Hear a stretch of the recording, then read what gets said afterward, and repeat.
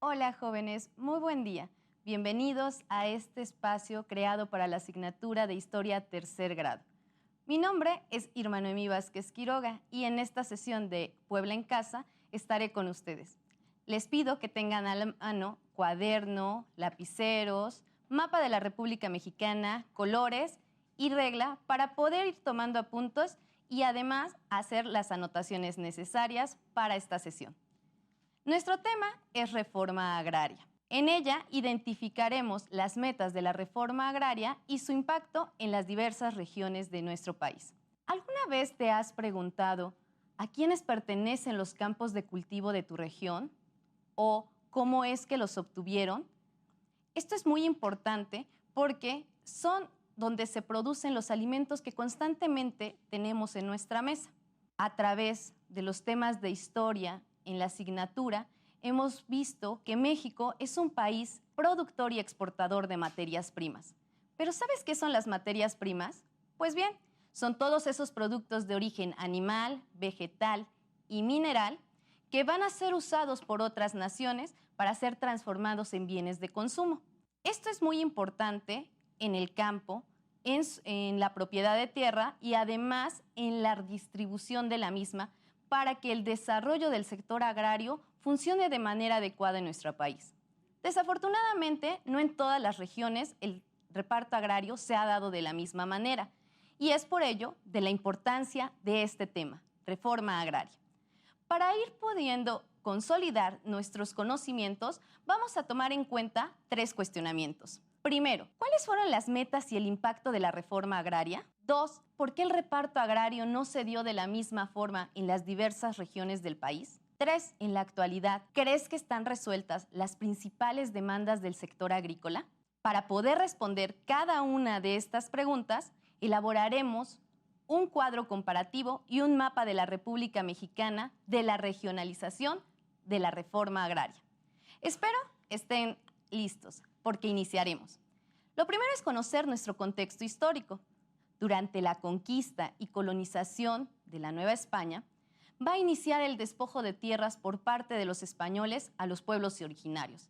Las primeras formas de tierra van a ser la encomienda, mercedes reales y reales de minas. Esto va de 1521 a 1821. En los primeros años del México independiente, de 1821 a 1850, van a surgir las primeras grandes haciendas y con ello también los grandes terratenientes.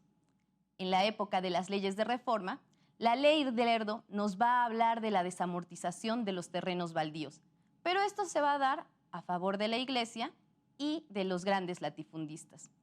Durante la época del Porfiriato, este problema se agudizará, el despojo de tierras, pues el gobierno de Porfirio Díaz expropiará territorios, pero a favor de los grandes terratenientes y también de la Iglesia. Así iniciará el problema y el pedimiento para las soluciones de la reforma agraria. Al inicio de la Revolución Mexicana, los hermanos Flores Magón van a ser los primeros que van a tomar en cuenta el sistema de reparto de tierras y van a pedir que en dado caso de que no se trabajen las tierras, sean repartidas entre la población. Francisco I. Madero, ya en el Plan de San Luis, en su artículo 3, va a hablar de la restitución de tierras. Desafortunadamente, cuando gobierna Francisco I. Madero, no va a llevar a cabo este proceso y es como Emiliano Zapata iniciará la revolución agraria con el Plan de Ayala, el 28 de noviembre de 1921.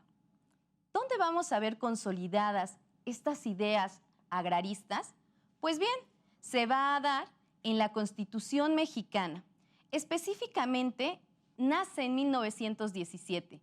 El artículo 27 constitucional es el que nos va a hablar sobre la reforma agraria y la producción y tenencia de la tierra.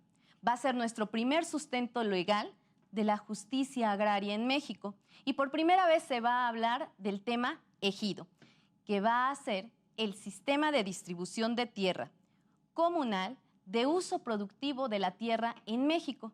Este artículo también nos va a hablar de que se va a prohibir el latifundismo, pero sobre todo se va a intentar proteger la tierra de los campesinos.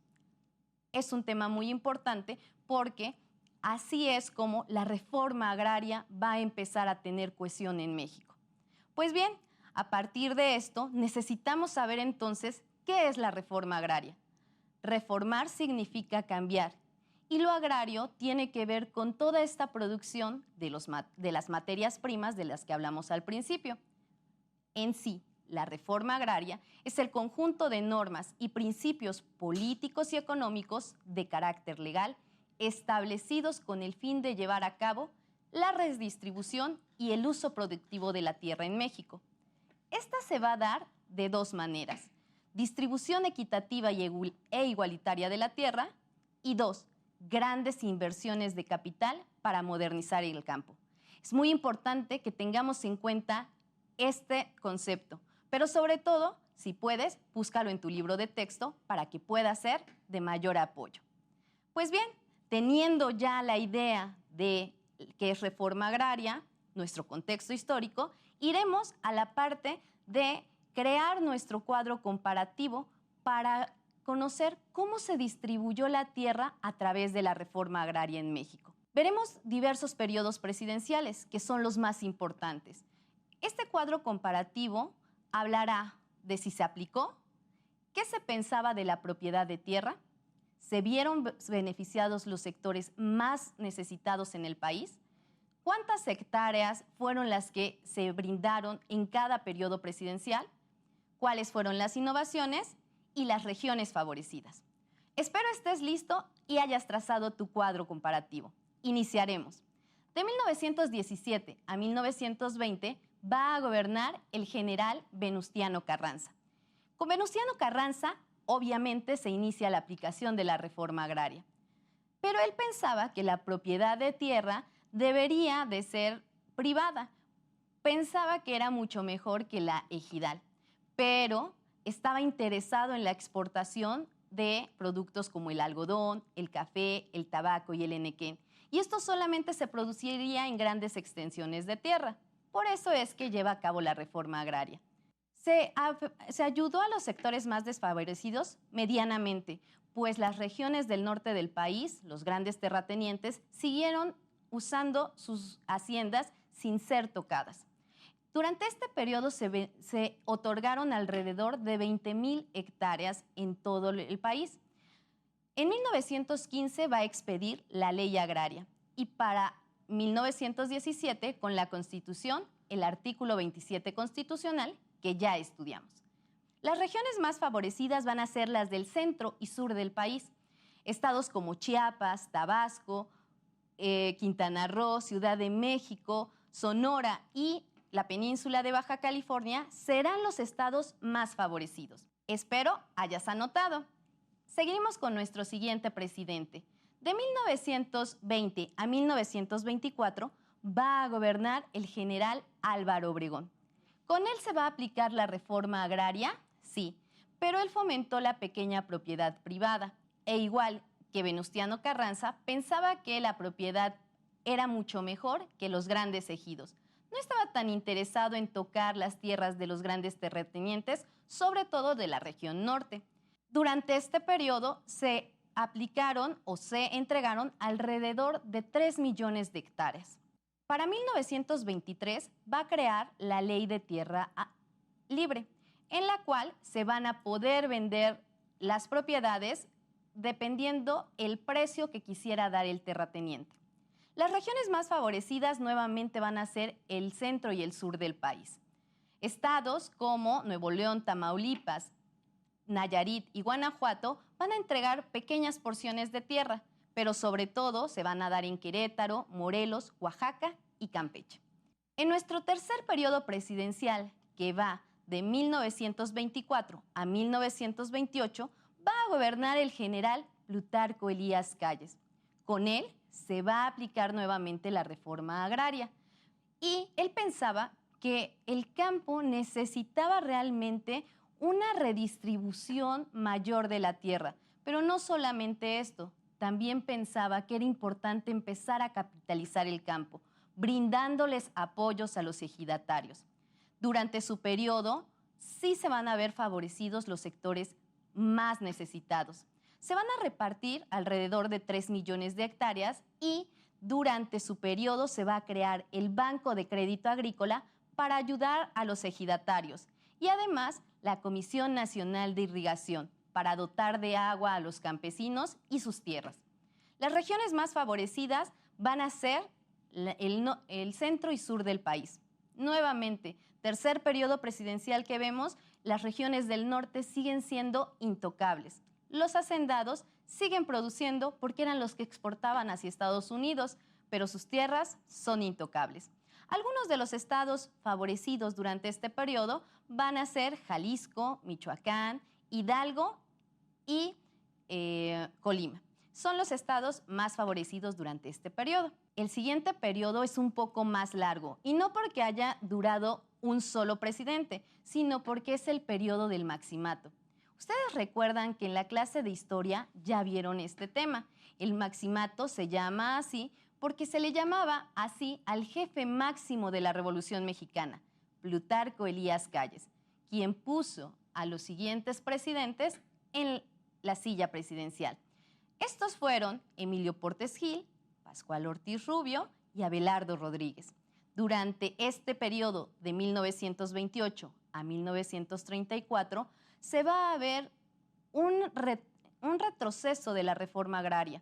Si bien van a empezarse a dotar de tierras, va a ser hasta años después de la llegada de Emilio Portes Gil al poder. No estaban de acuerdo con la entrega de ejidos y durante este periodo los ejidos solo representaban el 15% de todas las tierras del país. El apoyo a las personas más necesitadas o a los sectores más necesitados fue sumamente limitado. Solamente se otorgaron 7.5 millones de hectáreas.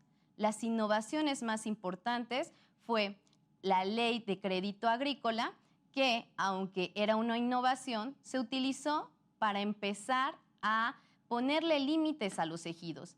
Y además se va a reformar la Ley de Patrimonio Ejidal. Las regiones más favorecidas van a ser muy pocas a comparación de otros periodos presidenciales. Puebla va a ser uno de ellos, Estado de México, Guerrero, Veracruz, Durango, Zacatecas, San Luis Potosí, Yucatán y Coahuila. Pues bien, hasta este momento hemos revisado cómo se desarrolla la reforma agraria, pero estamos llegando al momento más importante de esta reforma, con el general Lázaro Cárdenas, quien gobierna de 1934 a 1940. Lázaro Cárdenas realmente pensaba que la reforma agraria era importante para México. Él pensaba que el campo necesitaba una solución integral, no solo la dotación de tierras, sino también el empezar a modernizar el campo para que tuviera competencia con el extranjero. Sabía que éramos un productor de materias primas, por lo tanto, era importante darle ese significado al campo mexicano. Dotó de grandes extensiones de tierra a todo el país. Se vieron beneficiados grandes sectores necesitados en esta época. En su periodo presidencial, se dotaron de alrededor de 18 millones de hectáreas. Durante su periodo, además, se va a fomentar el apoyo al campo a través de créditos y también en 1935 se va a crear la Confederación Nacional Campesina. Esto es sumamente importante porque dotó de créditos al campo, pero también de tierras ejidales. Durante su periodo presidencial, desde el estado de Baja California Norte hasta la península de Yucatán, todos los estados recibieron apoyo y reparto de tierras. Fue el periodo presidencial más importante de la dotación de tierras, pero no solamente eso, también se apoyó económicamente al campo a tal grado que llega la industrialización durante el periodo de Lázaro Cárdenas. Hasta este momento podemos ver que la reforma agraria se ha llevado a cabo. Desafortunadamente, después del periodo del presidente Lázaro Cárdenas, los siguientes gobiernos dieron marcha atrás a la reforma. Empezaron a hablar de la pequeña propiedad con mayor importancia en lugar de seguir con la entrega de ejidos. Y esto va a hacer que el campo empiece a volverse algo no indispensable para nuestra nación. Para la década de los 80, el campo va a entrar en una severa crisis y ya para 1992, desafortunadamente, se va a dar una modificación al artículo 27 constitucional, en el cual se va a dar por finalizada la reforma agraria. Obviamente, se olvidan los gobiernos, y no solamente ellos, sino los ciudadanos del campo, y va a comenzar otra época para el campo mexicano durante este periodo. Pues bien, chicos, hasta este momento espero hayamos tenido claro cómo se da este proceso de la reforma agraria y el reparto de tierras. En nuestro siguiente concepto vamos a ver la regionalización y para ello vamos a hacer uso de nuestro mapa de la República Mexicana, en el cual vamos a dividir las zonas, zona sur, norte, centro y sur. Si ustedes pueden notar, en nuestro mapa, la zona norte está pintado de morado, la zona centro de rosa y la zona sur de naranja. Vamos a empezar a explicar cómo se da la regionalización de la reforma agraria en la zona norte. Existen dos formas de propiedad, el ejido y la pequeña propiedad. En esta parte, el desarrollo industrial se dio con una gran importancia. Esto es porque estaban muy interesados de que se dotara de tierras suficientes para crear productos necesarios, no solamente para abastecer a la región, sino también para exportar a nuestros vecinos del norte, Estados Unidos de América. Y así es como las zonas de riego y los terrenos de siembra van a generar excedentes y se van a poder exportar. De ahí la importancia de la industrialización del campo en la zona norte. La zona del centro va a seguir con sistemas solamente ejidales, en donde siempre van a tener apoyo por su cercanía con la capital, pero va a ser medianamente. Sí va a haber creación de obras hidráulicas, las presas, pero no estaban tan interesados en crear una economía agraria en esta región. En la zona sur se va a dar la falta de infraestructura. Vamos a seguir con el ejido. El trabajo va a ser comunitario. ¿Qué quiero decir con esto? Las familias en ocasiones van a trabajar hasta gratuitamente, únicamente con cosechas de temporal y van a ser para autoconsumo. Los excedentes que se lleguen a dar van a ser vendidos a precios muy bajos. Desafortunadamente, podemos ver que aunque la zona centro y sur cuentan con un clima abundante, tierras para la agricultura, nunca van a despuntar como economías agrícolas. Con ello van a nacer las zonas marginadas, se va a dar la pobreza extrema en el centro, sobre todo en el sur de nuestro país. La falta de empleo va a llevar a la migración y esto también va a traer que el campo sea abandonado. Los estados fijaron la extensión máxima de tierras a repartir. Esto va a traer como consecuencias que el campo quede abandonado en grandes regiones del país, sobre todo en la zona sur. Es muy triste saber que somos un país productor de materias primas y no solo eso, que tenemos el territorio para poder llevar a cabo una extensa producción, pero que desafortunadamente nuestro campo no ha sido tomado con la importancia que merece para despuntar como una economía agrícola en la zona centro y sur de nuestro país. Pues bien, chicos, en estos momentos vuelvo a repetir.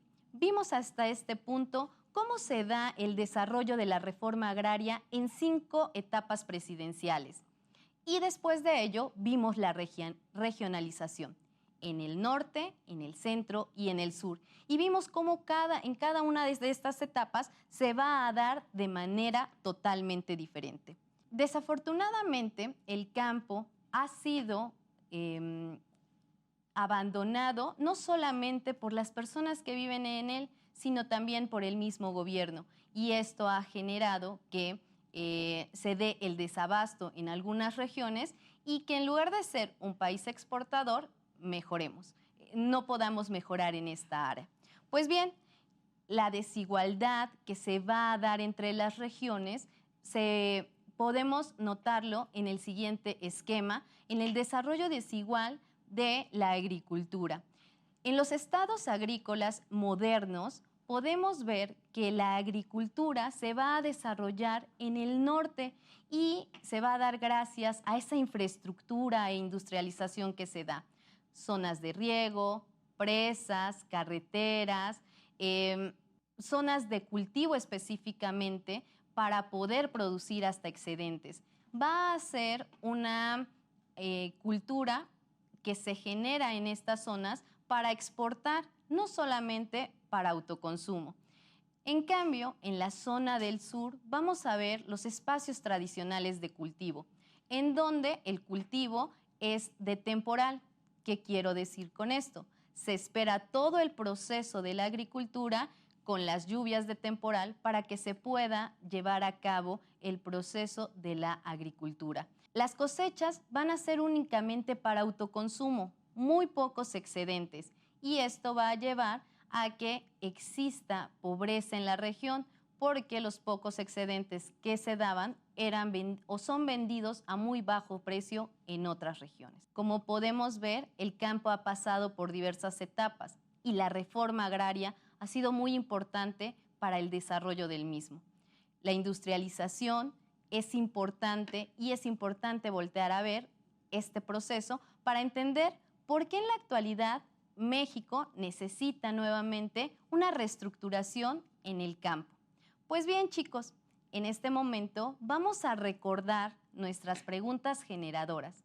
La primera, ¿la recuerdan? Pues bien, era, ¿cuál es el impacto y las metas de la reforma agraria en nuestro país? Durante los primeros años después de la Revolución Mexicana se va a buscar implementar la reforma con la restitución de tierras. Era algo que se necesitaba y se pedía por parte de toda la población, sobre todo campesina. Durante los primeros años o gobiernos, desde Venustiano Carranza, Álvaro Obregón, Plutarco Elías Calles y el Maximato, se va a llevar a cabo medianamente la reforma agraria, pero esta va a implementarse a gran escala con el general Lázaro Cárdenas, quien estaba muy interesado en modernizar el campo mexicano. ¿Para qué? Para poder exportar y poner a México a la par de potencias agrícolas de otros sectores. Van a cobrar importancia modalidades como el ejido y la pequeña propiedad, que son puntos esenciales para la reforma agraria. Nuestra segunda pregunta fue, ¿por qué el reparto agrario no se dio de la misma forma en todas las regiones del país? Aquí existen diversos puntos a tratar. El primero, la diversidad regional. México, al ser un país tan extenso, tiene una diversidad tanto de cultura como de pensamiento que no va a ser posible en ocasiones que todos se pongan de acuerdo. Y es por ello de que la diversidad regional es uno de los puntos para que no se dé la reforma de la misma manera. 2. Aunque el tipo de clima es benéfico en algunas regiones, en la parte norte se necesitó mucho más dinero para poder industrializar. Pero, aún así, la región del centro y sobre todo la región del sur nunca pudieron despuntar como economías agrícolas. El desarrollo, la localización geográfica con respecto a la capital y a Estados Unidos es otro de los factores para que este desarrollo se dé de manera desigual, puesto que los estados que estaban más cerca de Estados Unidos de América y de la capital obtuvieron mayores recursos para producir excedentes. La aplicación de la reforma según las necesidades de cada gobierno estatal. Recordemos que por mandato presidencial, únicamente los gobernadores podían decir cuánto terreno se repartía en cada una de sus regiones. Nuestra última pregunta es de reflexión, chicos, y esta es muy importante que la contesten ustedes mismos. Yo les voy a dar mi punto de vista, pero sí es importante que para poder contestar esta pregunta, ustedes hagan una reflexión personal. En la actualidad, ¿crees que están resueltas las principales demandas del sector agrario? Al frenarse el reparto agrario en 1992, se dejó de beneficiar a un sector muy importante para la economía mexicana, no solamente para la población y no solamente se beneficiaban los campesinos, era la economía de toda una nación. Es por ello que el desempleo y la migración se dio con mucha facilidad en estas zonas y con ello el campo va a quedar abandonado. La creación actualmente de empleos en este rubro sería importante, así va a existir una mayor producción y tal vez volvamos a ser una economía agrícola importante a nivel mundial. Es importante entender que no solamente le toca al gobierno mexicano hablar sobre el campo, sino también a nosotros como ciudadanos concientizarnos de su importancia y así mejorar la vida de todos los ciudadanos. Es un gusto haber tratado con ustedes este tema. Espero haya quedado claro. El tema de la reforma agraria es sumamente importante para nuestro país. La dotación de tierras a campesinos, capitalizar el campo y fomentar una industria agrícola nos va a llevar a desarrollar un sector que siempre ha sido importante para nuestro país, pero que a lo mejor en algún momento se ha quedado a un lado pensando en otras áreas que generan recursos económicos, pero que realmente a lo mejor deberíamos de empezar por lo básico y que tenemos a la mano, pues nuestro país es rico en las materias, en las tierras, para poder generar agricultura, para poder generar productos tanto de origen animal, vegetal, pero también minerales. Pues es un gusto haber estado con ustedes. Mi nombre es Irma Noemí Vázquez Quiroga y les doy las gracias por haberme acompañado en Puebla en Casa. Muchísimas gracias. Hasta luego.